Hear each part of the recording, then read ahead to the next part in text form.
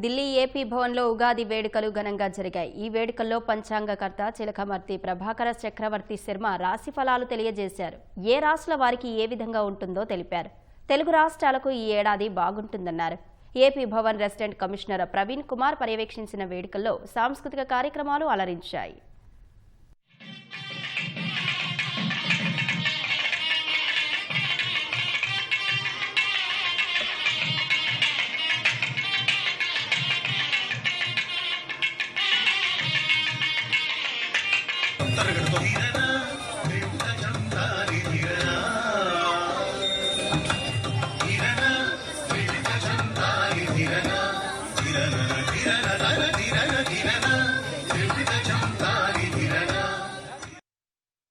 భారతదేశంలో ఈ సంవత్సరం అభివృద్ధి పదంలో ఉన్నది.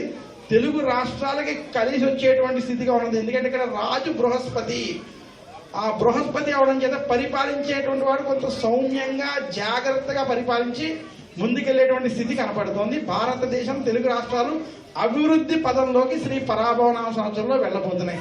ఉగాది రోజు ఇంటి ఇలవేల్పుని పూజించుకోవడం చేత ఇంటి ఇలవేల్పుని పూజించినటువంటి వారికి ఏ దోషాలు ఉండవు.